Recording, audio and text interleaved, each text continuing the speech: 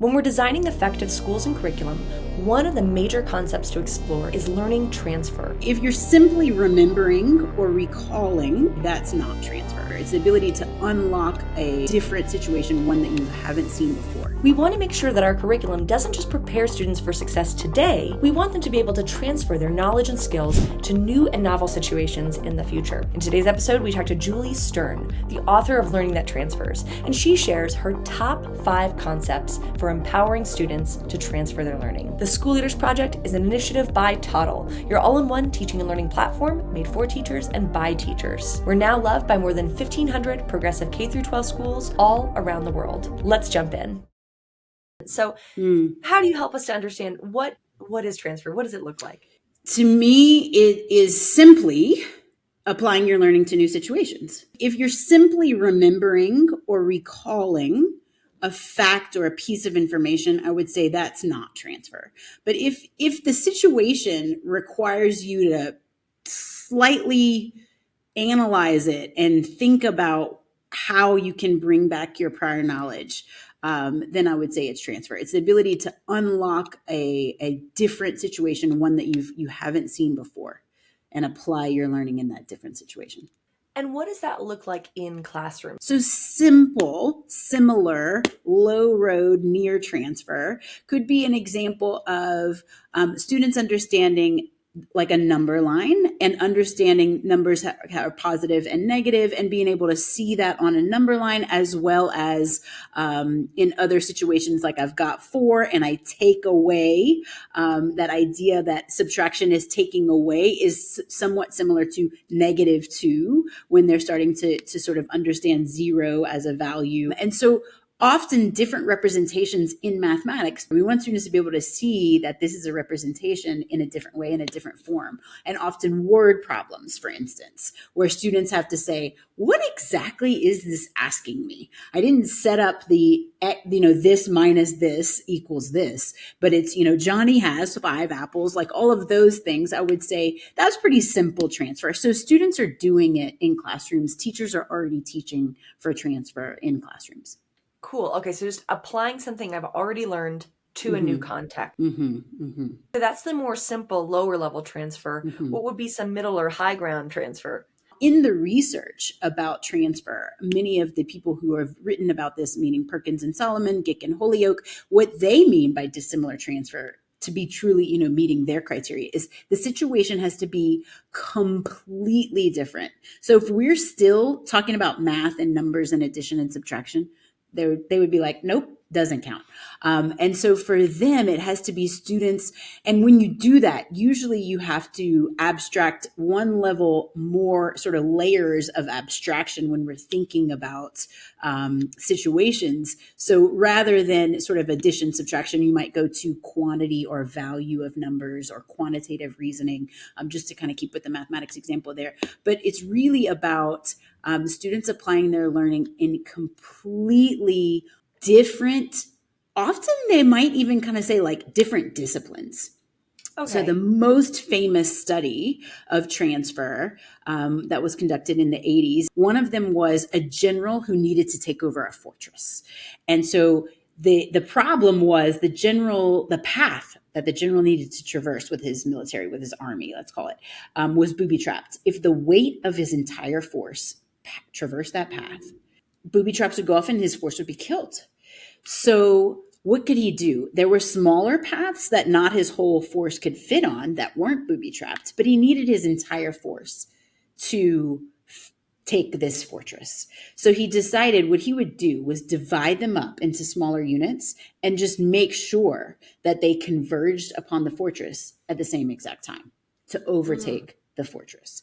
And then there were a couple other distractor stories that were supposed to kind of confuse students. And so then the next, the problem story was, imagine you're a surgeon and you've got to operate on this tumor. So a military general and a surgeon, those have really nothing to do with each other. They are completely different disciplines. They are completely different levels of expertise. And so it seems like there's nothing in common. So a surgeon has to operate on a tumor that's cancerous. The problem is the powerful ray to kill the cancerous cells would kill some of the healthy cells around it. So what's the surgeon to do if they are going to really take out this tumor? And simply when they prompted students and said, was there anything from those other stories that could have helped you access this surgeon problem? When they did that, kids were much more likely to say, oh, maybe the surgeon could use less powerful rays, like 3 or 4 of them, and all converge upon the tumor at the same time so that it would only kill the bad cells and keep the healthy cells intact. And so that's just an example of what divergence of force, convergence of force, energy force, the adage divide and conquer, comes to mind in this particular example. But that's an example of where can kids apply, and adults as well, they're learning from one situation to a completely different situation. And the research is clear. No, we're really bad at it. We're really bad at taking what we see in one situation and applying it to another one. But it's really interesting to me as I think about preparing kids for the future is innovation happens that way.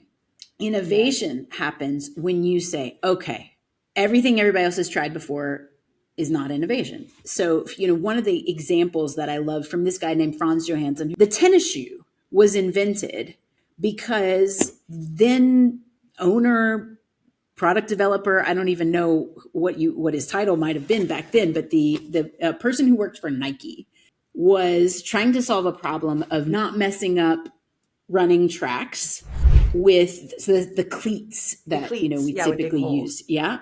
But still, runners needed something to kind of better than a flat surface to like grip the track. And his wife was making waffles with a waffle iron. And he said, look at the shape of the waffle.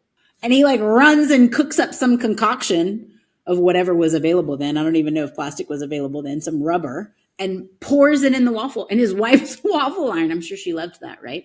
But that's the idea, is really applying what you know about one situation to a completely new situation. And that's how some of the world's best innovations happen. That's so cool. It just makes me think about the importance for teachers and for leaders to always be curious, always be reading books that aren't about education, to be even just like cruising YouTube for interesting things going on in the world.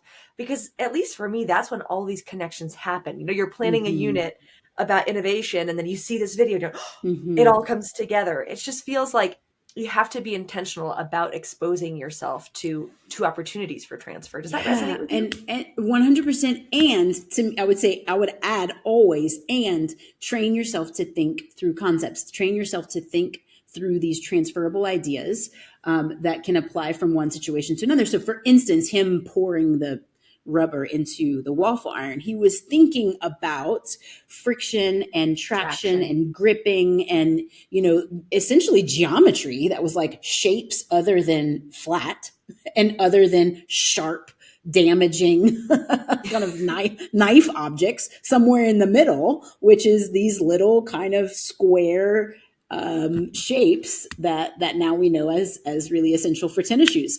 And so I just think when you train your mind to do that, that's when the cruising through YouTube, the seeing other things, reading about disciplines outside of your field, when you train your mind to do that, and when you train students to do that, that's when you see so many things being relevant to whatever it is that you're teaching. Could you just describe what exactly is a concept, and how do we go about training our brain to think this way? Like, what are like the question stems almost we can ask ourselves to start thinking more conceptually? My understanding and my definition has evolved over time. My latest sort of official definition that's in Learning That Transfers is an organizing idea with distinct attributes that are shared across multiple examples. So if you can think of multiple examples that are different enough, so it's not just the same example of the same thing, but multiple examples that are different enough from each other, but that you can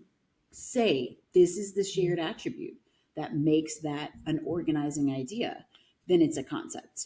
And honestly, it's a great question. I don't spend too much time. I honestly don't spend any time thinking about, is this a concept or not a concept?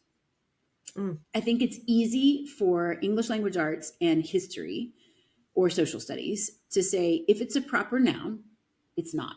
That's pretty easy.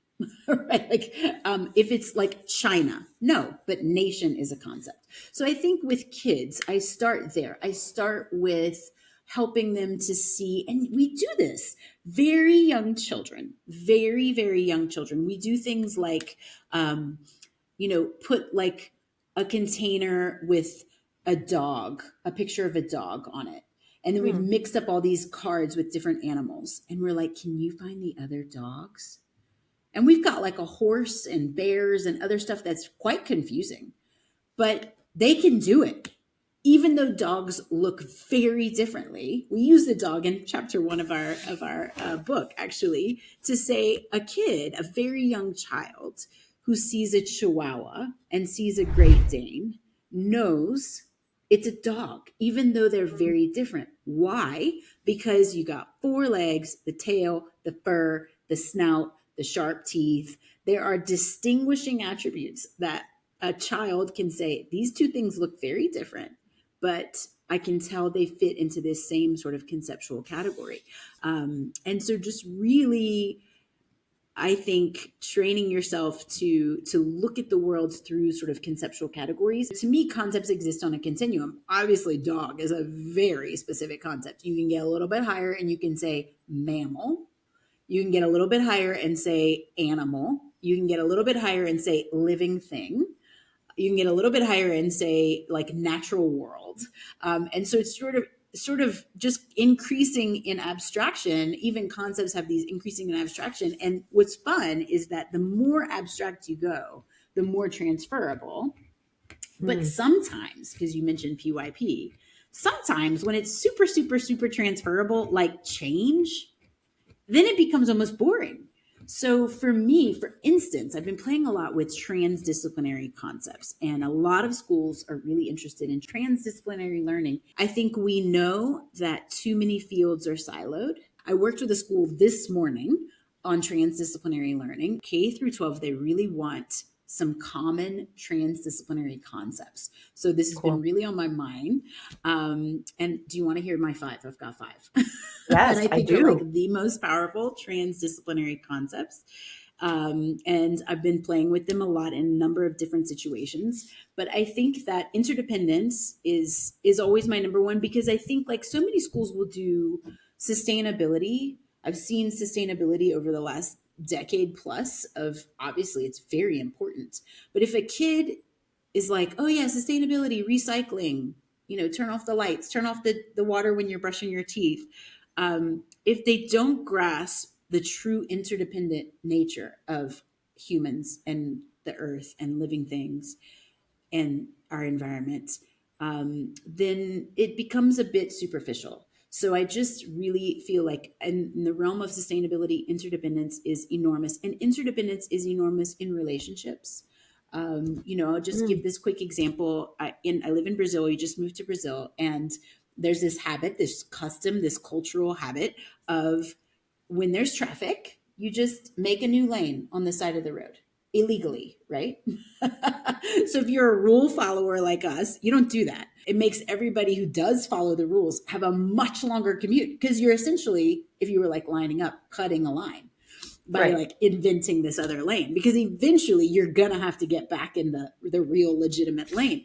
And so it's just sort of a cultural thing that it just is what it is. And my husband and I just have to be like, okay, this is what it is. This is like a cultural thing. We're in another country. We just need to know it's going to make our trip a lot longer when people start to do this.